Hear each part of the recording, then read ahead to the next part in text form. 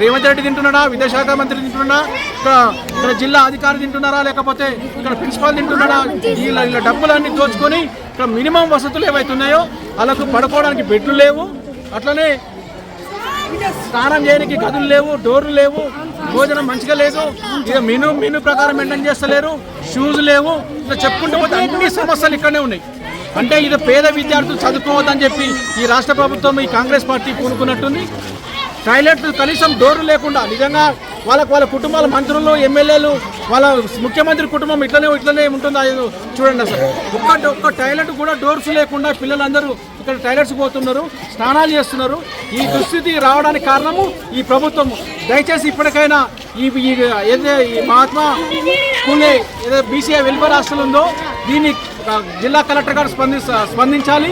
ఎందుకంటే రాష్ట్ర ప్రభుత్వం ఎట్లయినా స్పందిస్తలేదు, ఈ కాంగ్రెస్ పార్టీ ఎట్లయినా స్పందించదు. ఈ విద్యార్థులు చూసి వీళ్ళు చెప్పిన మాటలు వింటే సిగ్గు తెచ్చుకోనైనా సరే, ఏదైతే మేము సోషల్ మీడియాలో మేమే కింగులమని చెప్పుకుంటున్న వాళ్ళకి ఇదే ఈ హాస్టల్ నిదర్శనము. ఇప్పటికైనా స్పందించాలి. ఎందుకంటే వీళ్ళకు సరైన స్కిన్ డాక్టర్ అంటే వాళ్ళకు చూస్తున్నాం వాటర్ పొల్యూటెడ్ వల్ల వీళ్ళకి అనేక సమస్యలు, చర్మ సమస్యలు వచ్చినా కూడా డాక్టర్స్ లేరంట. అన్ని సమస్యలే ఇక్కడ. ఈ సమస్యలు ప్రిన్సిపాల్ తప్పించుకొని పోతున్నాడు. ఒకటే రోజు ఒక కర్రీ అంటే మెనూ మెయింటైన్ చేయకుండా ఈరోజు ఆహారం కానీ విద్య కానీ అన్ని రకాలుగా ఈ హాస్టల్లో ఉన్న దాదాపుగా 1000 మంది ఉంటారు అనుకుంటున్నాను. ఎంతమంది ఉంటారు? దాదాపు 2000 మంది ఉన్న ఈ విద్యార్థులు.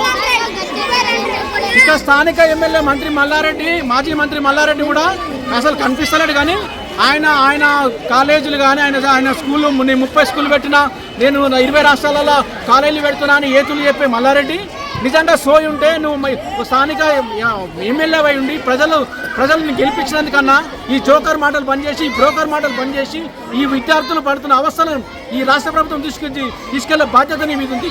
కానీ ఎప్పుడు కూడా ఏదో ఒక సమస్యని సోషల్ మీడియాలో హైలైట్ కోసం నువ్వు మాట్లాడుతూనే ఉంటావు. నీ బట్టవాజీ మాటలు బంద్ చేసుకొని ఇప్పటికైనా ఈ చదువుకున్న స్కూల్ ఈ నియోజకవర్గంలో దాదాపుగా 20 హాస్టల్స్ వరకు ఉంటాయి. ఒక్క హాస్టల్ కూడా ఈరోజు పోయి సందర్శించి వాళ్ళతో కలిసి మాట్లాడిన సందర్భం కూడా లేదు. ఆయన స్కూల్స్, ఆయన కాలేజీలు, ఆయన హాస్పిటల్స్ ఈ వ్యాపారం కోసమే నువ్వు ఎమ్మెల్యే పదవి, ఈ మంత్రి పదవి తెచ్చుకున్నావు. ఇప్పటికైనా ఈ నియోజకవర్గ ప్రజలు అర్థం చేస్తున్నారు, అంటే తెలుసుకున్నారు నీ పరిస్థితి. విద్యార్థులు కూడా ఈరోజు నీకు వచ్చే ఎన్నికల్లో నీకు తరిమి కొట్టే రోజులు దగ్గర ఉంటాయి. ఇప్పటికైనా స్పందించాలని ఈ రాష్ట్ర ప్రభుత్వానికి ఈ జోకర్ మల్లారెడ్డి కూడా మీ ద్వారా తెలియజేస్తా ఉన్నాను.